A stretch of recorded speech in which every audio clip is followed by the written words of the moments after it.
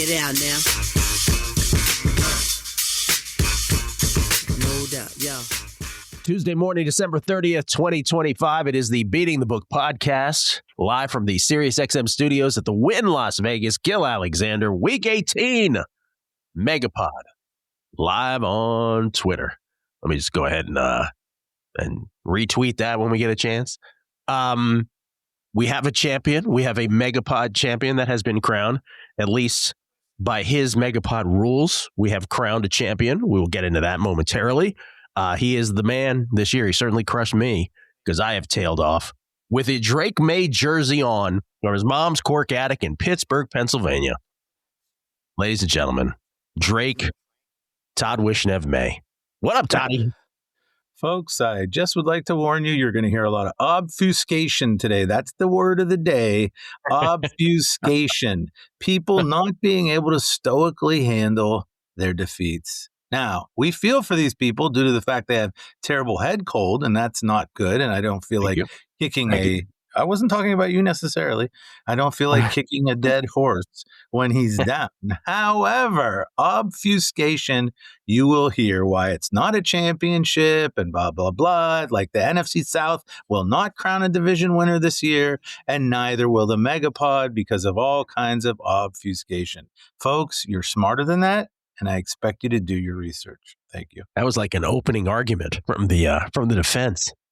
Also from, not from his mom's cork attic, but other staple of this show, at not the Will Hill. Todd is at T Wishnev, still doing big college basketball things. At not the Will Hill, the host of the Shoulda Bet More podcast. Wilson, how you doing, man? Gilly, week 18. I feel like I haven't said it much this year, but I get made fun of for saying it in past years all the time. It does fly by. Hard to believe it's week 18, but should be a fun playoff looking at this bracket and potential bracket. Should be, absolutely. And we'll go through all the playoff possibilities as well. We have on the show today, for the second year in a row, week 18. Before I say his name, we go to MegaPod historian Tim Lawson, who celebrated the 15 years of the MegaPod, 15 years of this podcast, by giving the history of every guest's history on this show. And here's his for our guest today. He says, you cannot talk about the history of the Beating the Book NFL MegaPod without mentioning Ace, a.k.a. Vegas Runner. Ace co-hosted the show from 2012 to 2018. It has appeared in every season since 2020 when he made a Week 3 guest appearance. The only year he was absent from the MegaPod in any contributor role was 2019. In total, Ace co-hosted 142 episodes, and this marks his 6th appearance as a guest. Wow, Ace, 142 plus 6 as a guest. Tracking down his full MegaPod record would take more than a week of work, as he's been part of nearly 185 hours of NFL MegaPod content. It goes on.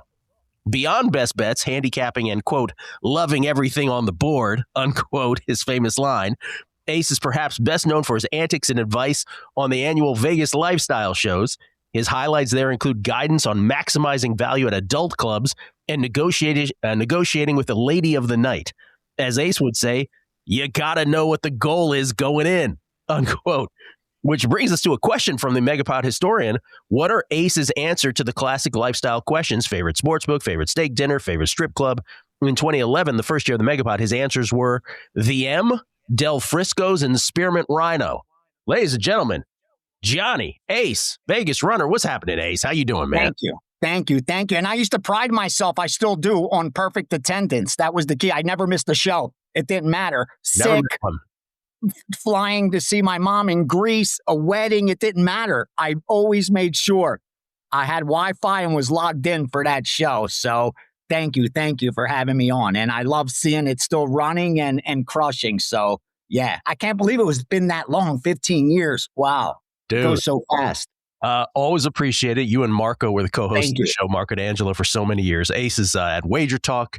He does stuff for UFC. By the way, what about an answer to that question? Are you still in the strip club game? Do you know anything about strip clubs today? No. I'll keep it real. It ain't my thing. I don't go out much, Gil. Yeah. I don't even love Vegas anymore, to be honest with you. I love the city. I love the opportunities it's given me. And, there's so much to do here, but I don't take advantage of the city anymore. Like my quality of life, I think, would be better elsewhere. It's just because of the work I do with the UFC that I've stayed, or I would have actually been out of Vegas by now. I had my fun. You got to remember, I came here 25, single, had a really good time for a nice decade. But now I don't really take advantage of the city. So yeah, I haven't really hit the strip clubs of late. Bro, I think the other way to look at that is we got old, right? We evolved. I look at it as evolving, evolving. Yeah, okay. I prefer that word. Well, there's plenty of old guys at the strip club. Just not us. Yeah. All right, Todd, have your moment. What are the records? Well, folks, as I said, we might hear some obfuscation today, but a champion has been crowned. We are clinched already going into Week 18. Yes, last year I needed Week 18 W's to get the W. Not this year. I just finished these people off early. And Gilly helped us with his 1-2 LA Chargers, Niners, and Panthers to move to 22-29 on the season. And that, folks, will not get it done. No. I went, he's also 5-12 on the teasers after making a bit of a comeback. He's slid a bit on the teasers. Now, Will Hill, we'll look at him for just a minute. He hit a massive 2-1 this past week. Willie, fantastic job with Kansas City and the Browns and losing the Jaguars. He moves to 16-33-2. And your guest chair, which did have the best record of the year, unfortunately, they are not qualified because they are not in the division.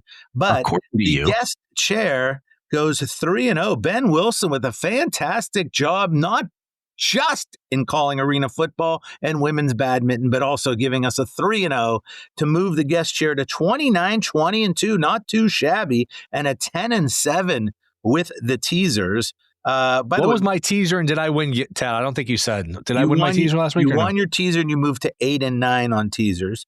At one point, you were leading the teaser game.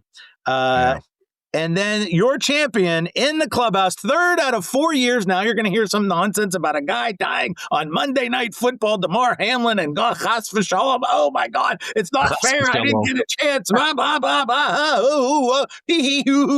Look over here. Look over there. That's what you're going to hear. But the truth, be the truth. Winning percentage is what the MegaPod is judged on. And 3 out of the last 4, your champion with the Drake May jersey. Thank you to our listener who gave me the Drake May jersey to stick it to a guy who loves Jaden Daniels, but 25-23-3, coming in at just a svelte 302 pounds, your champion, Toddy Wishnev. Once again, he also wins his teaser to go to 8-9.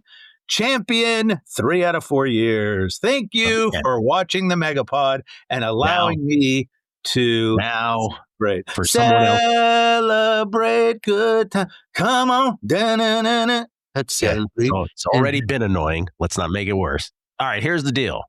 So Todd won 1 year with an asterisk because, again, I had a bet in the Damar Hamlin game or a pick in the Damar Hamlin game. So he ends up winning, quote unquote, by a half a game because I didn't have the opportunity to have a game. All he could have done was tied anyways, and it's about percentages. That's an asterisk. According to you, it's about percentages. And then this year, and I'll just ask it, I'm not going to obfuscate, as you say. Started off. I'm just going to ask you, do you feel like you should win a championship over a guest chair where Ben Wilson just went 3-0, Rufus Peabody just went 3-0, Kelly Bidlin went 3-0. It was just an amazing year for the guest chair who really crushed you. But you're saying you're fine with the guest chair not getting a championship. You cannot give a championship 1/18 to 18 different people. There are teams that are in the division, and there are teams that are not in the division. In the NFC South, we don't wake up one day and go, the Baltimore Ravens have won the NFC South. No, they're not in that division, unfortunately. Such a great comparison. Such an accurate comparison. I can't even think of that. Two guys on here. Anyway, one who eats too much, one who talks you have 2 championships of your 3 that have massive asterisks. You are the Roger Maris of this podcast. As long as we're aware of that, folks, please realize that Gilly has tremendous judgment and he's a great guy, to be honest, and make good arguments. However, today he is falling off, and please don't judge him. He's sick. Look, the man's sick. I am sick. I am sick. All right. Congratulations to you, Todd. Whether it's a championship or not, you beat me. That's for sure. And that's all that really I care about. By the way, what are you talking about? I squeaked by Willie, barely. Fuck off. fuck all the way off. I listen, I'll say this again about Will. Will's really good better. I don't know. This pre-flop NFL stuff will get you when you have a small sample size. It really will. So he's just as likely to go 33-16 next year. So who knows? Forgive the kid. All right. Dumbo of the week. Dumbo of the week. By the way, I should let Ace decide who wins the championship. You are the guest chair. Look, Ace, what would be your vote? I'm curious. Look, Ace is a great guy. His opinion is moot. Go ahead, Ace.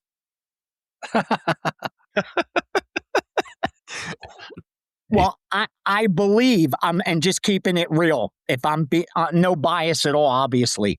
I think if you're asking the guests to follow the script exactly like you're following it, then their record has to count. Or what's the point of even having the guests on and having them come in with their best bets? Then it doesn't matter how we do. That's exactly right. I understand Todd's argument of which guest takes it, the guy that went 3-0 or the guy that went 0-3, or how do you split it up to the guys that went 3-0? That's the difficulty. But it doesn't have to be a one-person award. It could go as if the you look guest.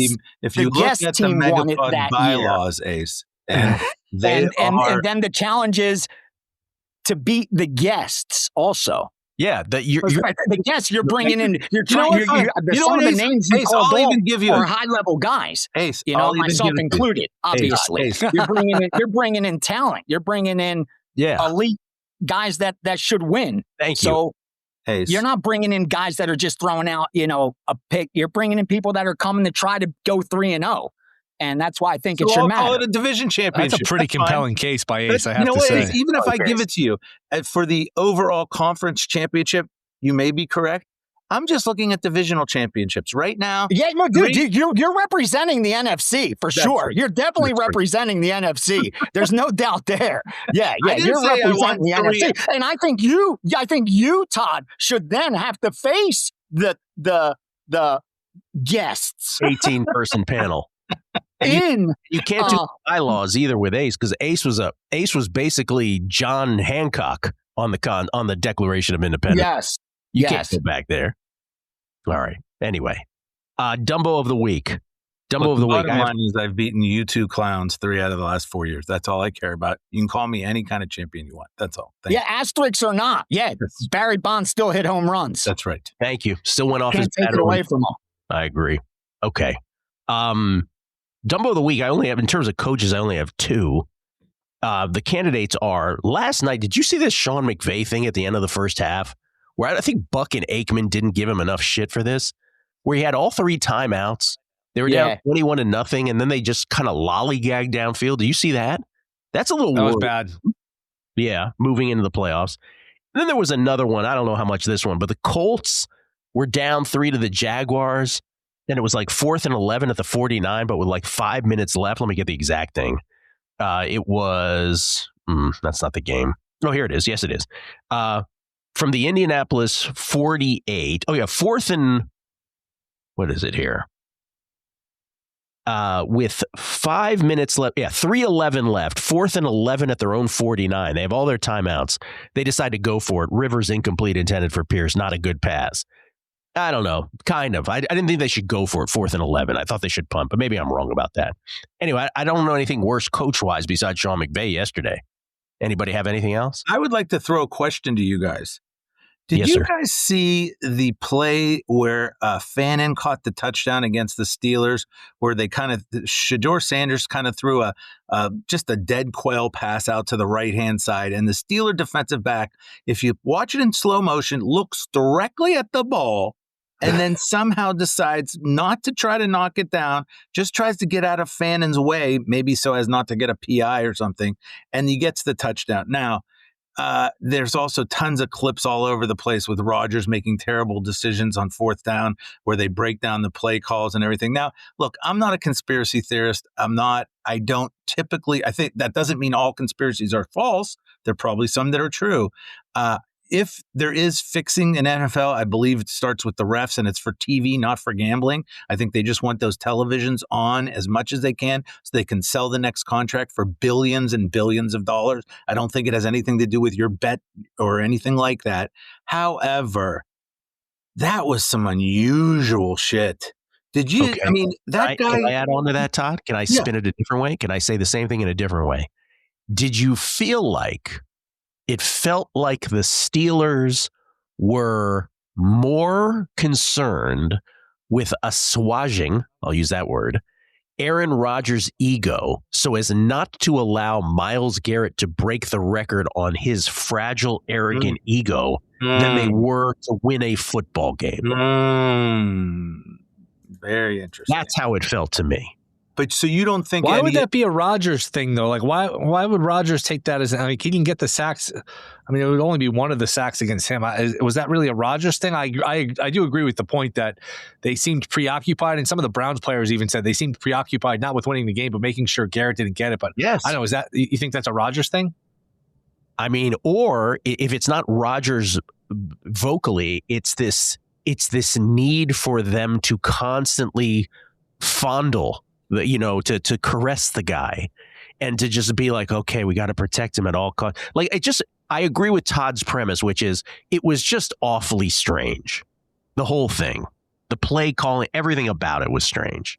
But also, what did you think about that particular play? Gilly, what did you think about that particular play where the D-back goes? Yeah. It's like he got, I thought the same thing you did. It was weird because it was like he spun around and looked elsewhere, and Fannin could make a play on it. It was very strange. It was like some stuff that happened in sixth grade where you're somebody's guarding you downfield and they just like you happen to have the unathletic kid on you and they're like, hey, and you catch it. That was weird. I agree. But I would go more with the game plan. Oh, yeah. Okay. Well, I mean, the game plan, I can take that. I'm just saying, what do you guys think, Ace and Will, about that play?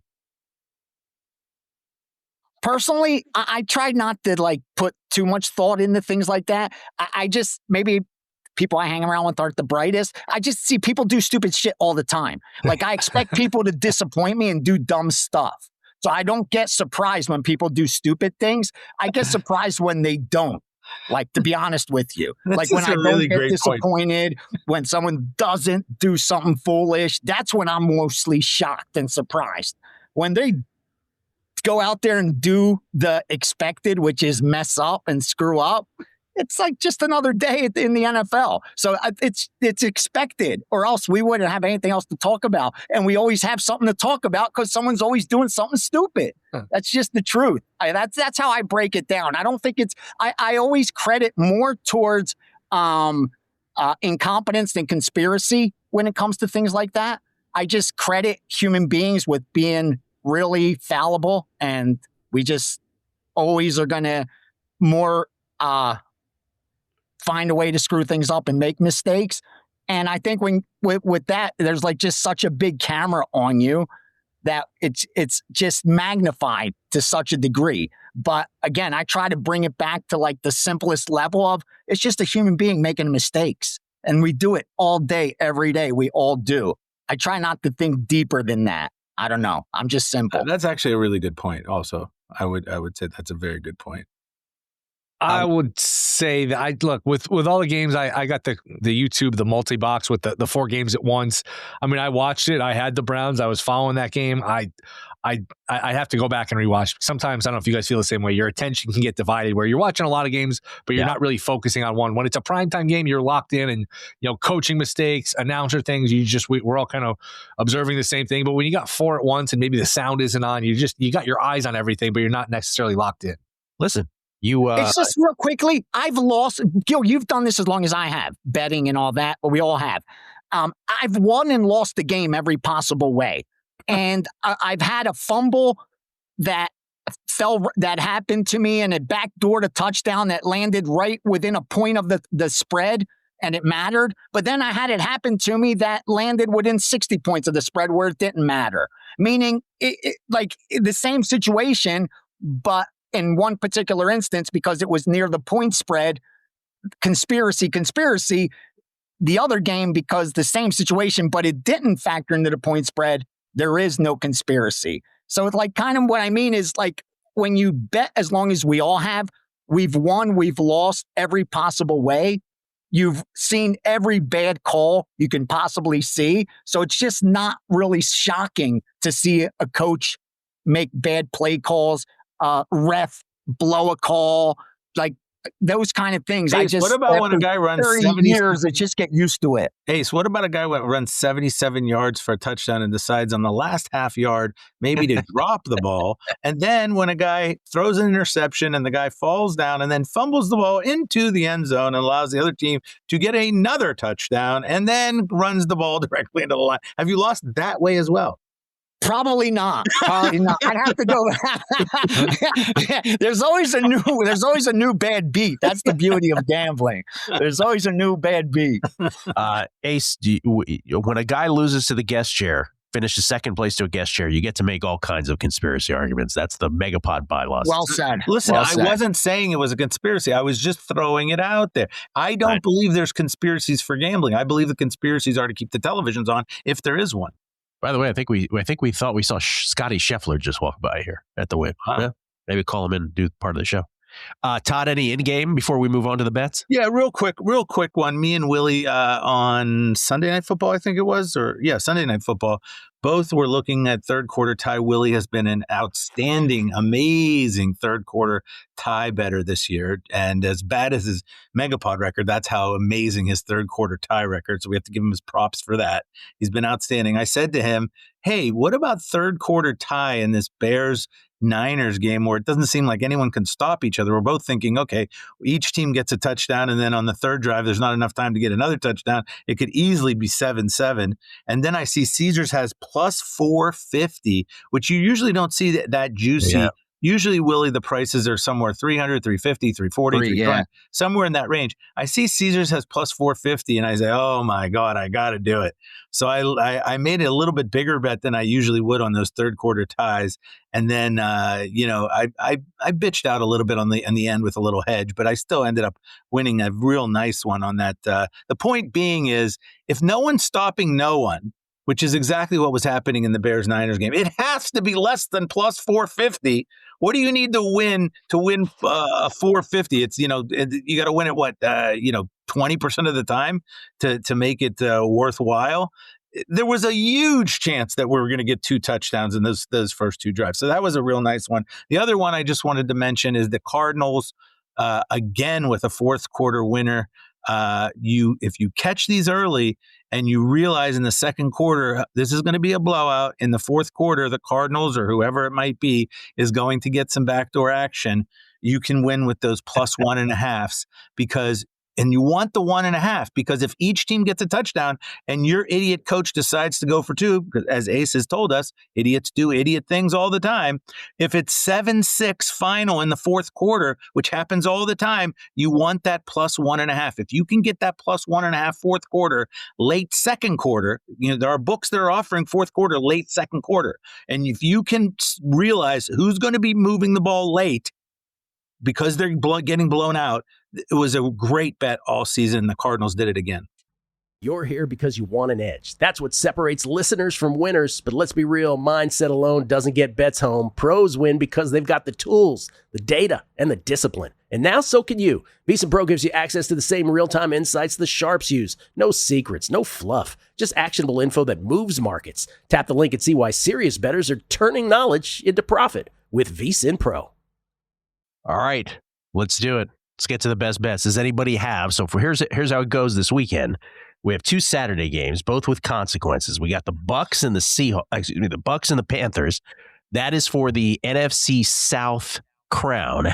It was a winner take all. If the Panthers win it, they are the NFC South champs. But now if the Buccaneers win, based on last night's result with the Falcons beating the Rams, the Buccaneers will not have clinched the NFC South until they see the result of the Falcons-Saints game the next day. If the Falcons win along with the Bucks win, then it's a 3-way tie and the Panthers still win. the NFC South crown because all three teams will be 8-9, and the Panthers will win the tiebreaker based on the record between those three teams. You remember they swept the Falcons, including a bizarro 30-0 win earlier in the season.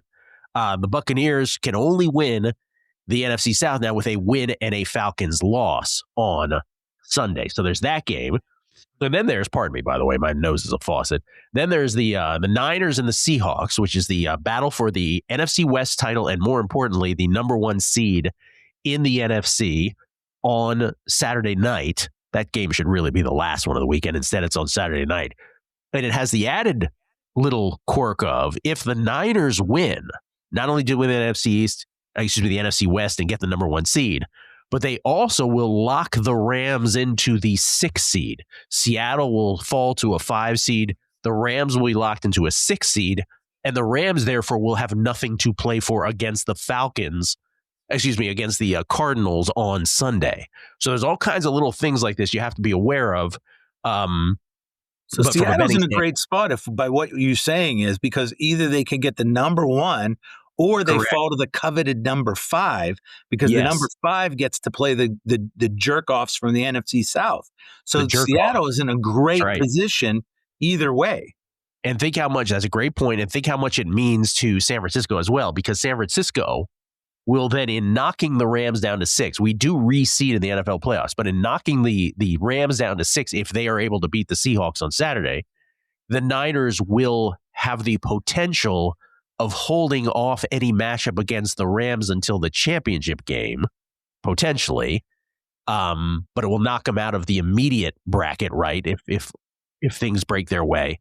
And then they have the chance of getting Fred Warner back for that conference championship game as well. So, I mean, just massive implications for all this stuff. Does anybody have a best bet from either of those two games on Saturday? I do. Well, Ace, why don't you go first? Ace, yes, what's sir. yours? I like both games. I really do. This is a good board this week for the games that matter. I really like it. But I'll go with the stronger of the two, and that's Tampa Bay. Tampa Bay should be a much bigger favorite. Definitely through that key number of 3. There's just a lot of recency bias on this number with Carolina. Just on paper, they're the better team. Power rating wise, without a doubt. Offensively, they're the more efficient team. Only 3 teams worse than Carolina offensively, only 2 worse defensively than Carolina. Granted, they had the 10th toughest strength of schedule, but Tampa Bay had the 12th toughest strength of schedule. And statistically, they're top 20 team offensively, top 15 team defensively when you're looking at efficiency. So on paper, we're looking at the better team, Tampa Bay.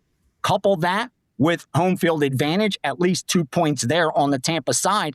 They should be above that 3 points. And here you're looking at 2.5 juiced. Why? Because Tampa comes in having lost, 4 or 5 games in a row, and they were favored in every single one of those games. That's worrisome. But look a little closer, and you're going to see all 4 of those losses came by 1 score.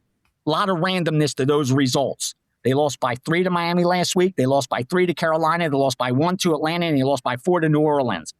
All those games could have went the other way. If they just went 2-2 in those games, they'd be a 3.5, 4-point favorite in this game. If they would have won all those games, they'd be closer to a touchdown favorite in this game, or it probably wouldn't even matter because they would have won the division already. But what I'm getting at is you're looking at a huge discount just because Carolina comes in having played better of late, where they're sitting at 2-2 compared to 0-4. I think there's nothing more than that.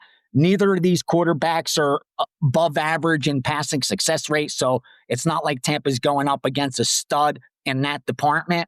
I think, again, you're getting the better team at a discount because they're coming in limping, but I think both teams are coming in limping. These aren't the elite of the NFL, but you give me home field advantage, less than a field goal with the better team on paper, I'm on Tampa Bay. Tampa Bay for Ace. The other thing is Tampa Bay has not covered in 8 straight football games. And if we know anything about the National Football League, it is very hard to continuously not cover games over and over and over and over, which just makes it like what you're saying, Ace, they're going to be, lower valued. Ace, by the way, a Greek_gambler on Twitter for those who are looking for him as well. Todd, you said you had one in one of these 2 games as well?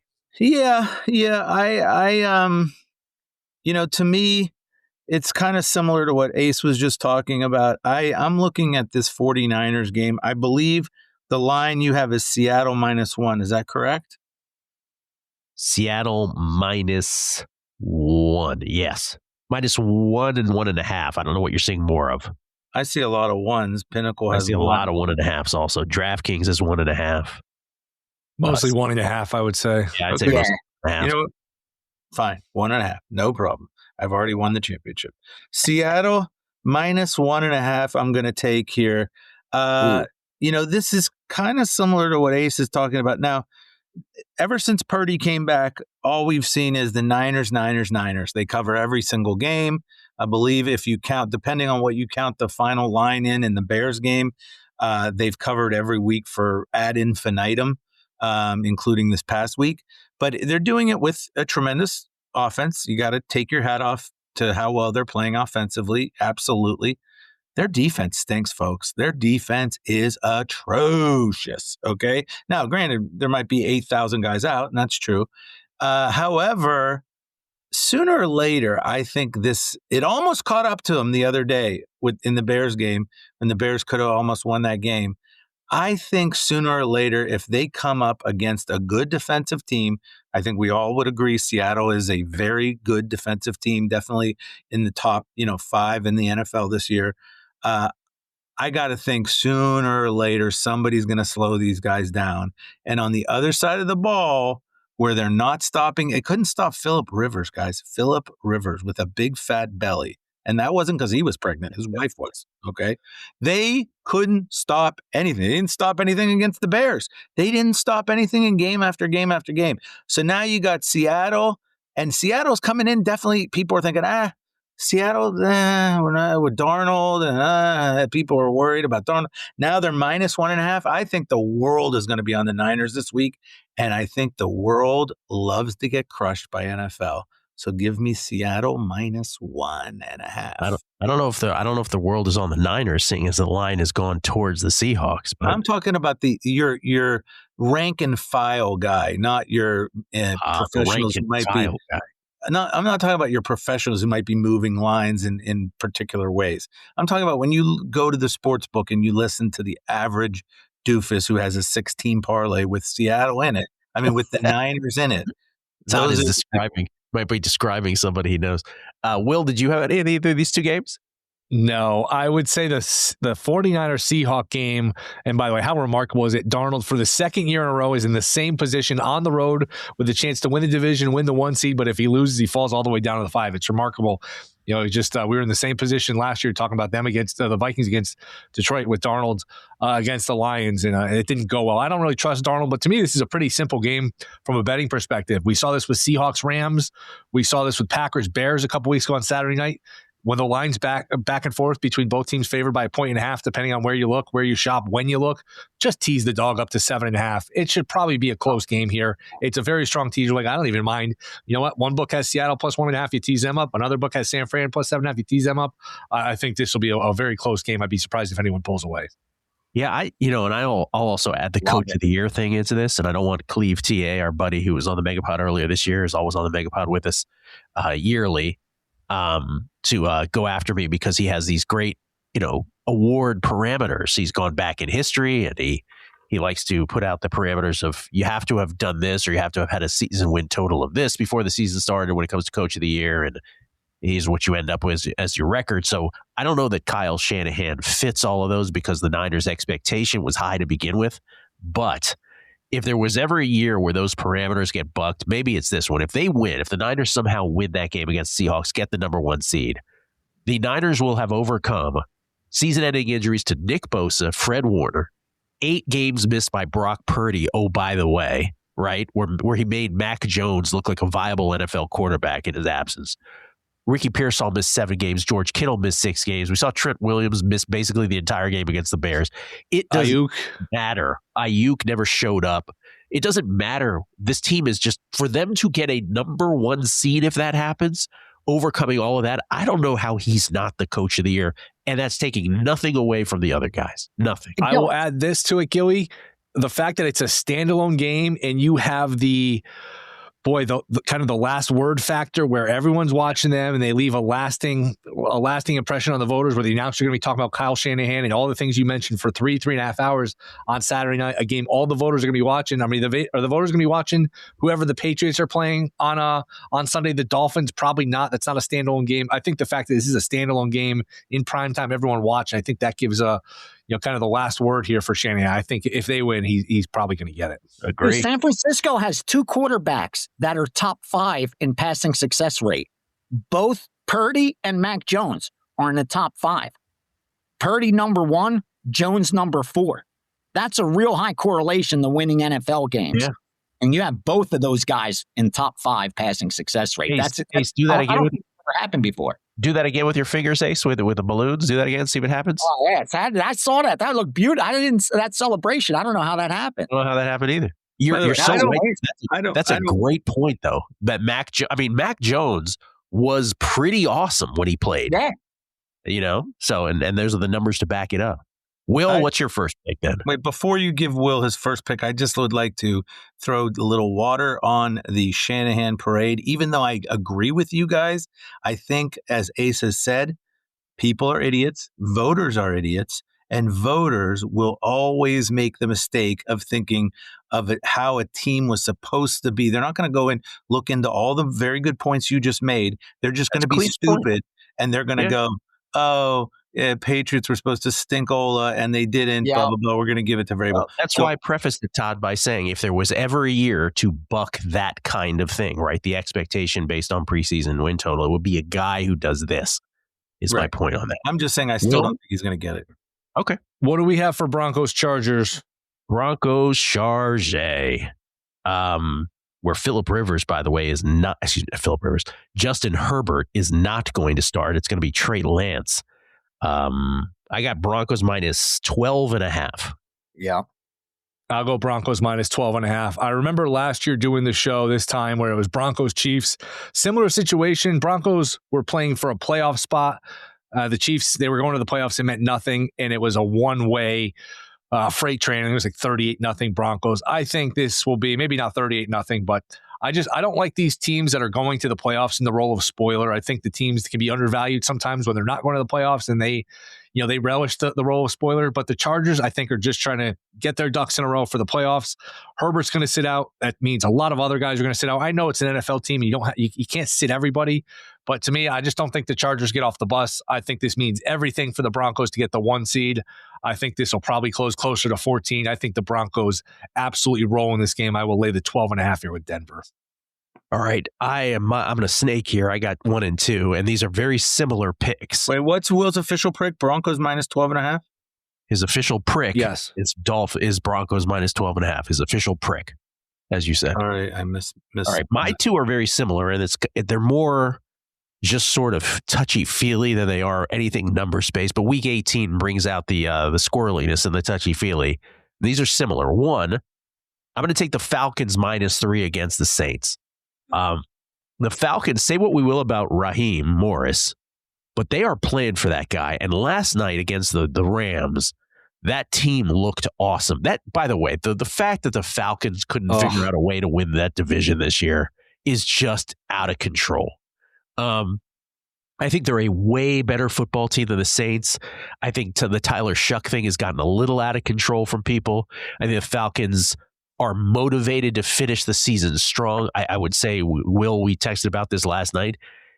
Maybe it's a bit of a damning thing about Michael Penix, too, that they're playing better with Cousins down the stretch. That defense, though, we've said this before this year, the Falcons' defense is criminally underrated. The Falcons minus 3, I'm shocked that it's only 3. It was actually 2.5 before yesterday's game. I'm still taking the Falcons minus 3. And then in a game between a team that is headed to the playoffs and one that is not, but is also a 3-point spread, I'm seeing 2.5. You'll tell me what it is. I'll take it either way.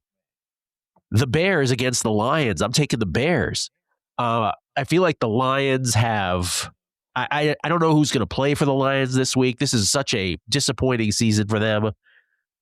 They were 15-2 last year before Jaden Daniels went in there and put 45 on their face at home in the playoffs last year as the Washington franchise ownership of Detroit continues through the generations.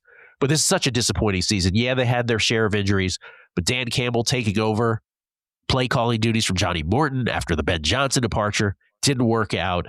I think they're going to sit a lot of players is my guess. And the Bears heading to the playoffs either as a 2 seed or the 3 seed. They win this game, they're the 2 seed. They lose and Philly wins, they're the 3 seed.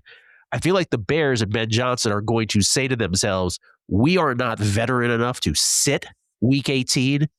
We will certainly try at some point to bring players out, but I think they're going to try for at least a half or 3/4 of football in this one. I like the Bears -3 against the Lions. So Falcons and Bears for me, just kind of similar handicaps on both, that they're more highly motivated and maybe even in the case of the Bears, more talented than the Lions in the end, which I never thought I would say.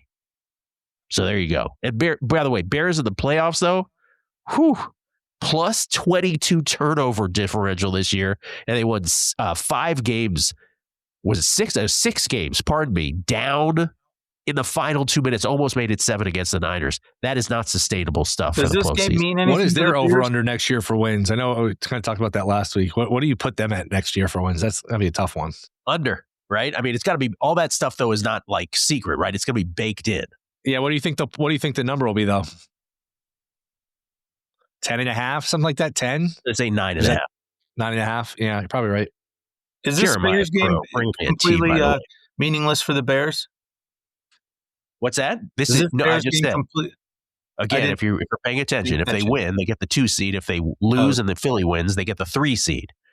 So that's kind of It's, not do you that want a big. home game against the Packers, which I think they would prefer, over a home game against either the Seahawks, the Rams, or the Niners? Plus home field in round 2. That versus playing in Philly round 2 Home field potentially. in round 2, That's a big exactly. deal. Yeah. I actually miss, I don't know how you guys feel. I miss all the years of, it was just more symmetrical when there were 16 games and 6 playoff teams. I miss when the Me 2 too. seed, that battle for the bye, that was just, I think when you see all these meaningless games this week, the 2 seed being devalued, I think is kind of hurt the last week or two, where that used to be its own little carrot, its own little prize. And I think that was But something Willie, that the really hurts the NFL league. mega owners don't have enough money.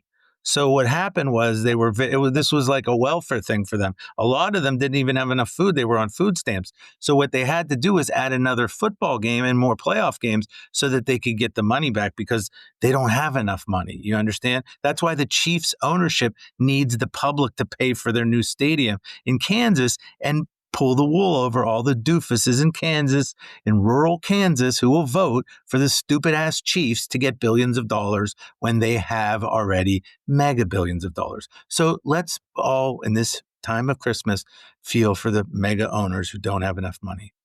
There it is. Will, what's your second? What do we have? Ravens Steelers 3.5. The Sunday night, the final game of the weekend. That is a winner take all. Tie goes to the Steelers, by the way, if it results in a tie. What do we have side and total for this game? Side is 3.5 in favor of the visiting Ravens. Painted 3.5, by the way. And the total is 41? 40. I'm seeing all over the place. You guys tell me, is 41 the consensus? I think. I believe 41. it's 41. I'll also give you another little piece of data there, Willie. Parking will be $80 for self, and a valet will be $100 down at the Rivers, just mere 200 yards from the stadium. So you better drive down. Now, one other thing, it's going to be freezing cold. I'm talking about freezing. I'm talking about way freezing, okay? If you're going to go out there and you think you're going to sit in them stands for 3.5 hours plus, you got yourself another thing coming. It's going to be freezing. 29-degree high expected in Pittsburgh, pardon me, on Sunday night. It's going to be no colder than that. It's going to be nighttime in that. In the nighttime, this is a Right. weather thing you might not know. Weather time, nighttime tends to be colder than that. There's no 22, sun down okay. there. We're just doing 22 degrees at night. Sorry about that, Todd. 22. My bad. All right, this is my second and third picks. You want me to just take them both? Yeah, go. Do it. I'll take the dog and I'll take the under. Give me Pittsburgh plus 3.5 and give me under, I guess we'll call it, 41 is fair? Yep. I mean, these games just tend, I know the last one went over, but this has been a rivalry typically where it's close. It's a one-score game. I believe 10 of the last 12 have been one-score games. Pittsburgh has actually done really well against Baltimore, 9-3 in the last 12. These games are usually close. These games are usually low scoring. Pittsburgh without Metcalf, I picked against them last week for a reason. That was a real issue because they're throwing guys. I think every time they threw to somebody, I was like, wow, that guy's still in the league, whether it's Scotty Miller or Adam Thielen. It was really, they just don't have many weapons. We had too many white guys. Just say it. We had too many white guys playing wide out. There you go. You can't play wide out with just white guys. That's right. And that Metcalf punch, might have cost them a playoff spot. I think that's very possible. But I just think with possibly no Lamar here, this has got all the makings of an ugly, close, low scoring, 19-16, 20-17 type of game. So give me the 3.5 and give me the under here for this game. That was their plausible deniability about the theory that they were more interested in protecting Rodgers than they were winning the game. They could just say, well, we didn't have DK Metcalf. He had to throw the ball quick or short to, what did you say, white guys, I guess. By the way, somebody said to me, we were talking about DK Metcalf in the sports book. I said, you could call me any name. If you give me $45 million a year, whatever DK Metcalf's got, you could call me any name for the entire football game. Okay, even after the game, you could call me names, the worst names you could possibly come up with, and I would never. In fact, I would just smile at you and say, thank you for paying my salary, sir. Thank you for paying my salary. You would never get me to punch you. How stupid was that? Pretty damn. Todd, it's your turn. Okay. It's my turn. It is, isn't it? That one didn't land well, Todd. Sorry. They can't all be winners. All I could say is when I said you can call me, I actually said something even worse in the sports book when I was talking about it. I said you could call me blank, whatever. Anyways, let's see. My second pick, I have a bunch of these written down, and I just last second trying to figure out which ones I want to go with. I'm going to go with under 48 in the Jaguars game. Under 48 Jags. I think this game is a little inflated due to the fact that Tennessee in the last couple of weeks has all of a sudden started scoring points somewhat more akin to a National Football League team. 47.5. Would you say? 47.5. Stop stealing a half a point. Oh, is it really 47.5? Yep. Let's see. I had it written down at 48. Maybe it moved down. Titans, Jaguars. I have 48 all over the place. Am I totally wrong on this, Willie? Let's see here. I'm seeing both. I don't see a single. 47.5. Okay, yeah, fine. everywhere. 47.5, no problem. Under 47.5 with the Jaguars. You see, Ace, how difficult it is for me to win the division against these guys. Under 47.5 Jaguars, because I just don't believe that the number that is kind of inflating. When have we really seen a lot of Titans game this high? Now, granted, they in the last 4 weeks, they had some games where they scored some points last week against the Saints. They scored some points against the 49ers. They scored some points against some other team in between. And all of a sudden, they're like supposedly a real offense. I still don't buy it. Prior to this little explosion of points, the Titans had a 25-3 loss against the Jaguars just a mere 5 or 6 weeks ago. So I think we're going to see more of that from the Titans on offense. I don't see the Titans going against the Jaguars. Jaguars have a sneaky decent defense. I think nobody really talks about the Jaguars defense, but I think it's sneaky decent, and I think it's going to be tough for the Titans to get more than 14 points in this game. Now, if I could play team total, I would, and probably team total first half if I could. Of course, in the MegaPod, you're not allowed to do that. So I'll just go under 47.5 in the Jaguars game because I just don't see the Jaguars getting more than 14 points in this game. And if so, I still win 33-14. Give me the under 47.5 in the Jaguars game. Ace, you get 2 here. You're second and third. All right, I hate to disagree with you, Gil. You don't have much success doing that long term, but I have to on the Bears. I just think they're that phony $3 bill team. Bottom line with Chicago is, first, I get it with Detroit.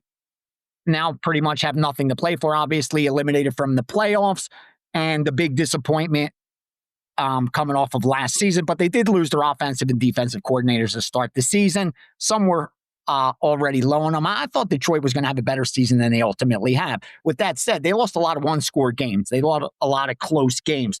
Where on the flip side, if you look at Chicago, they've won a lot of one-score games, and that's why they've outperformed the betting market, which is hard to continue doing in the NFL. And this is a team that's coming in off a lot of straight covers, like Todd touched on. This market in the NFL has a tendency of correcting itself when a team does that over and over and over again. And Chicago coming off a primetime game like they did, I think there's a little recency bias on this price. I'll go as far as saying the wrong team's favored. If you don't quantify motivation, the wrong team's favored. Meaning, if this was a normal Sunday, the wrong team's favored. On paper, Detroit's the better team. They've had the tougher strength of schedule. They had the seventh toughest strength of schedule in all the NFL, and yet they have a top 5 offense. Defensively is where's they're weak. That's always been their problem, where they're barely in the top 25. But you look at Chicago, they barely had a top 20 strength of schedule, and statistically, there's nothing really impressive there. Caleb Williams is 28th in passing success rate. They have a defense that's 20th in efficiency, offense that's 12th. Like when you have the 20th, 18th toughest strength of schedule, your stats should look a lot better than that. And then I look at their point differential, and they're a first-place team with a plus 29 point differential. Detroit's the last place team. They have a plus 65 point differential, and they lost 3 more games than Chicago. So again, I just think on paper, I have the much better team. What's difficult is quantifying the motivation. That's the difficulty. What Detroit's going to show up. But I'm getting 3 points, and it's hard to pass up when the numbers, at least what I have, tell me that the wrong team's favored. Again, I sound like a broken record, but I think that's what you're getting with Chicago. I think they'll get exposed. I talked about that a lot during college football. Those high-ranked teams that were ranked because of their record, which is all the AP reflects early in the season. You're 7-0, 9-0. You're getting ranked, regardless if you'd be a 30-point dog to Ohio State. I wouldn't go that far with Chicago, but I think they're a phony 11-5 team. I think they've gotten very lucky. Turnover margin reflects that. One-score games reflect that. I don't think that's sustainable. If they don't get exposed here, they will get exposed in the playoffs. But I just can't pass up Detroit plus 3. I think it's a money line kind of bet. I don't think the points will really come into play. But yeah, I'll take the 3 with Detroit as the best bet, and then I'll flip it with the total. Before you go any farther, Ace, what about the fact that the Lions may not like hearing all this Ben Johnson chitty chatter? Oh, it was all Ben Johnson. It was all Ben Johnson. It was all Ben Johnson. They want to go in there and stick a fork in that talk, right? For sure.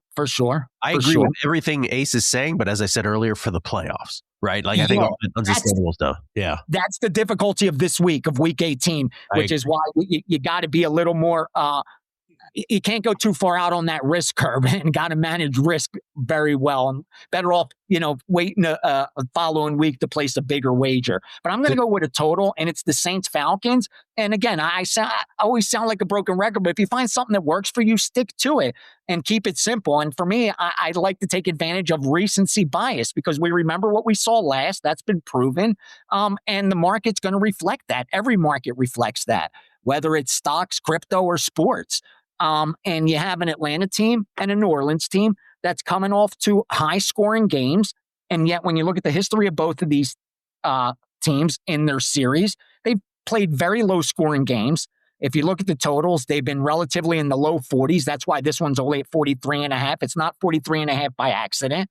And if you look at the Saints last week total, let's not forget it was at 38. They had a 40 the week before. So again, they just outperformed what was expected of them total wise. And we're actually getting a higher total than we ultimately would. And as weak as both these teams have been, as far as the 2025 season goes, the defensive side of the ball has been their strength, both for the Saints and Atlanta. Neither had a tough strength of schedule, but offensively, New Orleans, like near the bottom, only 3 teams are worse. Offensively, in Atlanta, only 8 teams are worse. But on the defensive side of the ball, New Orleans in that top 15 in efficiency, and Atlanta's about 22nd, 23rd. a lot better than they are offensively. So the strengths of both these teams is on the defensive side of the ball. We have a little recency bias, so I think the line's at least 1.5 points higher than it would have been otherwise based on their series historically. And meaningful game, most likely, for nobody. I think we're going to see a low-scoring game, under 43.5. Under 43.5 in the Saints-Falcons game from Ace. All right. Ace, by the way, Gianni, Vegas Runner, many names for him. At Greek_Gambler on Twitter, over at Wager Talk at UFC. Yes, sir. Todd, your final pick, Todd. I'm debating between one of two. It's so hard. Okay, I'm going to go with under 36 under 36.5 in Green Bay. We don't know who's playing quarterback for Green Bay, do we? Is it Love? Is it Tune? I Is think it it's Malik Willis, right? There's no chance it's going to be Love off of a No, concussion. Willis, right? Yeah. So it's either Willis. I think it's going to be Tune. I don't It think it could would be be 6.5 Tune, right? if it were. Willis, Yeah. you're right. I'm thinking I don't we think it would be might 6.5 see if it were Tune. Huntley.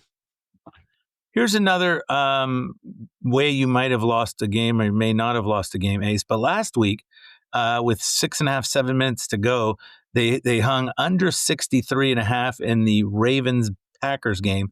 Tune was in the game. That's 5.5 more points. I said, okay, even if the Ravens punt the ball, you win. If the Ravens drive down, kick a field goal, you win. Or if the Ravens just run out the clock by getting too many first downs, you win. Because Clayton Tune is not going to get a backdoor touchdown. He is not an NFL quarterback, folks. I've watched him 1,000 times in Houston. I've watched him 1,000,000 times in preseason. He's not a real quarterback, okay? And, of course, what happens? They hand the ball to that big train, the water buffalo, and he goes boom, boom, boom, boom, and he's into the end zone. Somehow I lose under 63.5, which I thought might have been my best bet of the NFL season because that almost never happens in the NFL. Sure, in college football, you get the breakaway run at the end. You don't get it in the NFL, but of course they did it to me with 2 minutes and 2 seconds. They were so close to almost running out the clock. But anyways, Remember, Tune played for Arizona a couple years ago, the first 6 or 7 weeks of the season. Yes. He was dreadful. Horrible. He was so Horrible. bad. He's Horrible. Brosmer level. That's what he is. So Tune, I looked at the 36.5, and the first thing I thought was, it must be a big chance that Tune is playing this week because that's a really low number. And so I'm hoping for a Tune Brosmer, like an August 7th type of game. You know, when it's preseason, you get Tune versus Brosmer, and you just get punt after punt after punt. And this Vikings defense has been playing well down the stretch. Who knows why? Maybe they're all looking for contracts like everybody else is. But to me, it just seems like you're going to get two garbage quarterbacks. 36.5 is going to be hard to get against that Viking defense if Tune is going to be. And then on the Viking side, Brosmer's playing. Do we need any, they're all excited because Brosmer, won the game. Big D. They didn't win any games because of Brosmer. I mean, I'd rather have Will Hill playing quarterback with a incentive clause that lifetime rolls at Texas Roadhouse. I'd rather have Willie and that being his incentive clause. And that's a better chance than Brosmer because Brosmer stinks too. So I get two garbage quarterbacks. Just give me the under 36.5 in a game that I just think will be ugly as can be with lots of field goals, 16-13 final, under 36.5 in Packers, Brosmer versus Tune. All right. Will, you've already done 3, right? Yes. Which brings me to my third, which is hard. I mean, I took the Panthers early in the week, but that was when it was 3. It's not 3 anymore. I want to take the Bills, but the Bills probably don't really have a realistic shot at the 5 seed. They're Billy, probably you can let it all hang out on this pick because it has no effect on your seeding. What if I decide to, make it cosmetically close? What about that? I would have taken the Bills, but I think the Bills really realistically can't get to the 5 seed, which is a coveted seed, not only in the AFC, but not only the NFC, but also the AFC. Ultimately, I am going to go with the Dallas Cowboys laying, what are you saying, 4 or 4.5? I'm saying 4, I think, 4. right? I see 4. 4. I'm laying the 4 with the Cowboys. I think the Giants had their Super Bowl, if you will, this past week against the Raiders, where they got to show out, as the kids say. I think in a game like this, the Cowboys, like the other teams I talked about, are looking to finish the season stronger. I think the Giants now are protective of their draft pick. It was one thing to fall out of number 1, but they don't want to go any further. I don't think they're willing to do that. Cowboys for me are the play, -4. And again, a week 18 where the reasoning is admittedly much more shallow. I'm just trying to read the tea leaves. But those are my 3: Falcons, Cowboys, and Bears, based on just motivational stuff. Those are my 3. Which brings us to the teaser of the week. Teaser of the week. Who's leading the teasers? Are you leading that too, Todd? Teasers. The guest chair is leading the teasers at 10 and 7. Willie and Todd are both 8 and 9. I started off really bad in teasers. It's amazing. I'm all the way back to 8 and 9. Willie is also 8 and 9. You were 5 and 12. So if you can win this one and then we elongate the season for another couple of weeks, you can get back in this. I just want to note that Todd started out that answer by saying the guest chair is leading the teasers. I noticed that too, Gilly. I noticed that too. How is that any different than the actual records? If you need that use his own answered, words, if you need that answered, it means that the you are defense not rests, Your Honor, based on his own words. The entire jury just went unanimous. Question answered, it means something about you, not about us. No. Chair ain't recognize your ass, Gilly. Todd, once you renounced your, you know what? Your ancestry appeared to have gone out of your logic game as well. Just now. Oh, okay. We're going to play the ancestry game. You're very weak there, my friend. Be careful. Ace, what's your favorite 2-team teaser of the week? I'm going to have to use the Saturday game for sure. Just because that number sits right, and I got to agree. Whoever's getting that 1.5. So I got to take San Francisco up to 7.5. I think that makes sense. Sunday, there's a lot of good choices. They're around that touchdown.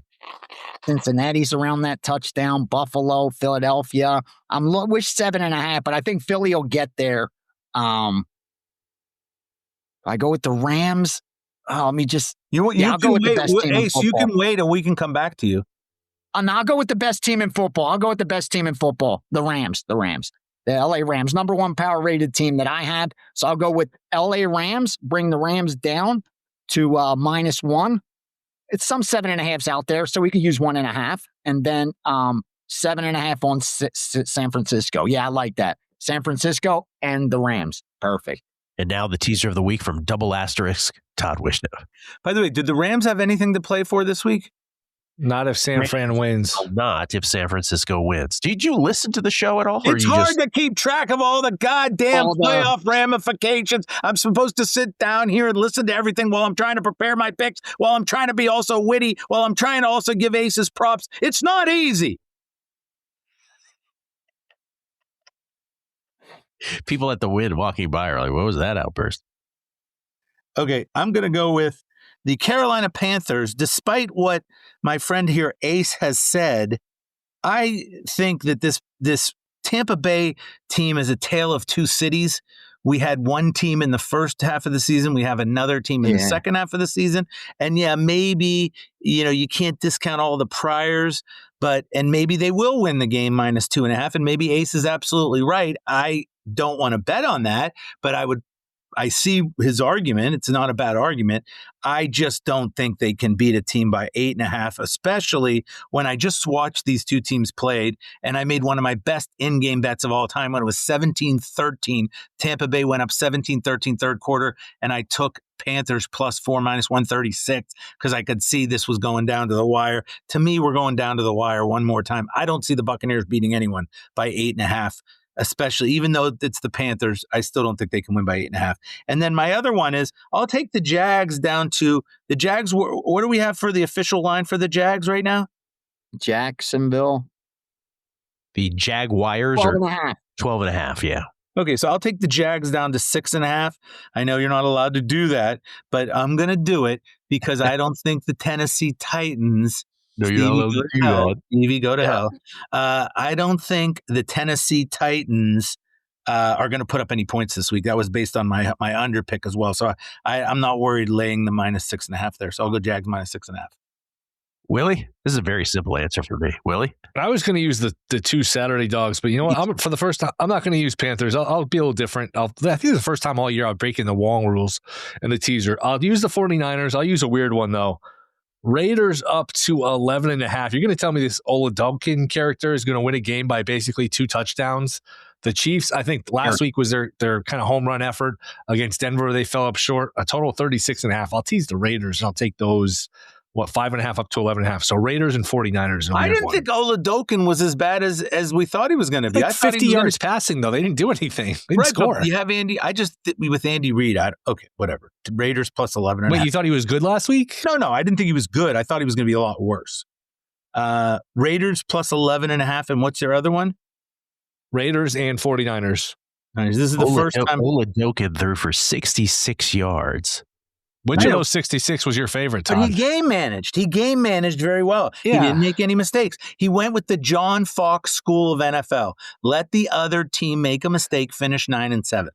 By the way, that was 15 more yards than Max Brosmer passed for the Vikings, who threw for 51 yards. Brosmer. And a decisive victory. A decisive victory over the 6 turnover. 2020. As Gilly's about Vikings to get a keister shot faded my Vikings. With the number 1 quarterback this year. That's right. Will Hill out of the University of Fairfield, Connecticut. You've never heard of him because of the fact he's eaten too many rolls. And at the NFL Combine, he ran a 7.4 40-yard dash. But the guy can throw the ball when the incentives are there.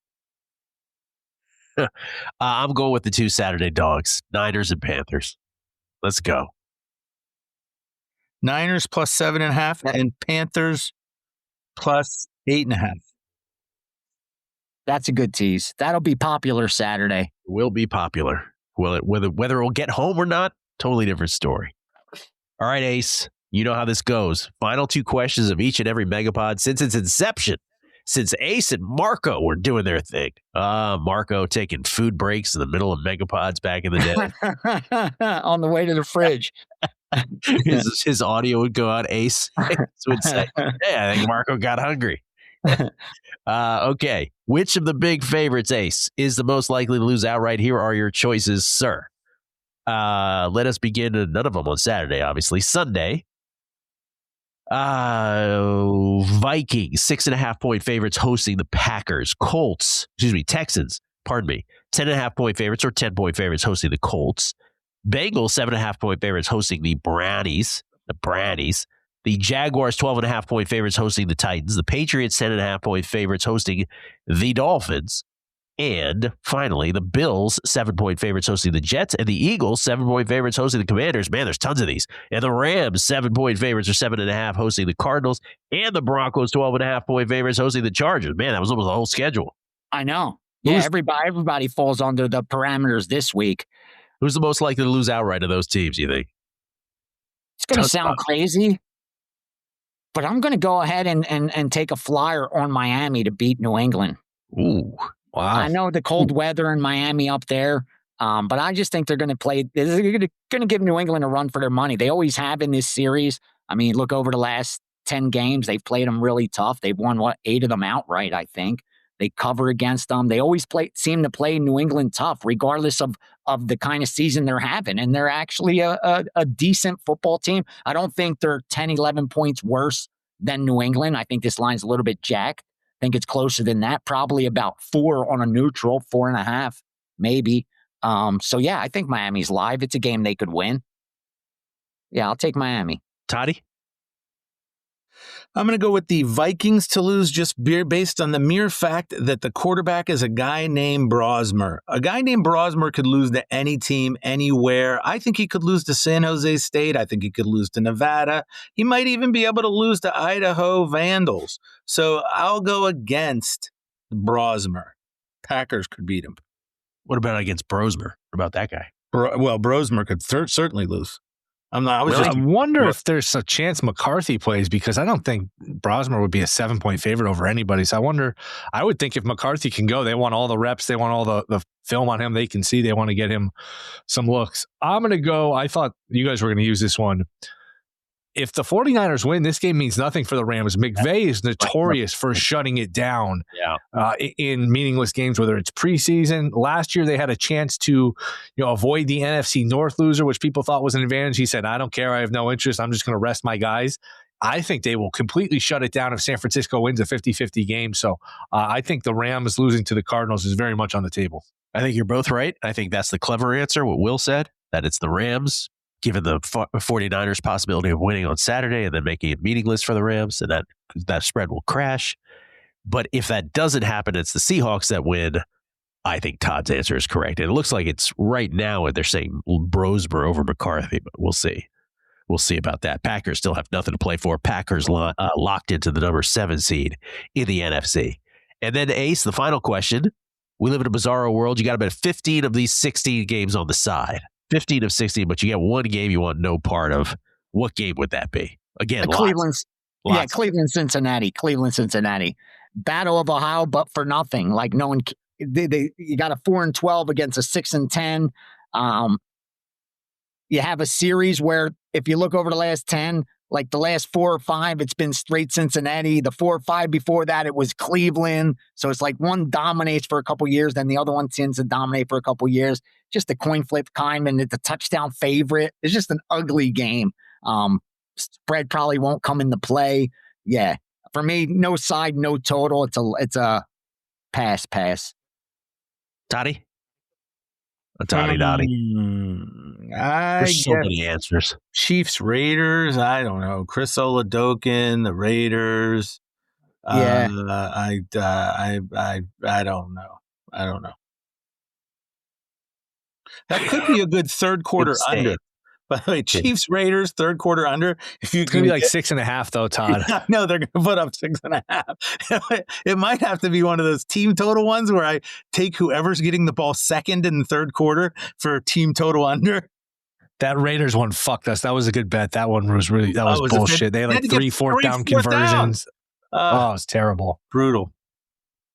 Is it me? Jets, Bills. I want no part of it. Jets are just a disaster. Maybe they play a little harder last week. That's the kind of performance last week from the Jets. That gets your coach fired. It was 28-0 2 minutes into the game. So maybe they play a little harder, but if I really want to bet the Jets, don't want to lay points with the Bills who have nothing to play for, that's an easy pass for me. I think the correct answer again is Cardinals-Rams, right? based on the Saturday result between the Niners and the Seahawks. But also with the Rams, they've lost 2. You want to go into the playoffs having lost 3 straight games? Yeah. I do think if I was playing it straight, though, I think the answer, Bills-Jets is a great one, right? Because I think the Bills, that spread is just a placeholder for how are the Bills going to play this? Because as I said earlier, the Bills could technically finish 5, 6, or 7, but the Chargers are not playing Herbert, so they're all too happy to lose.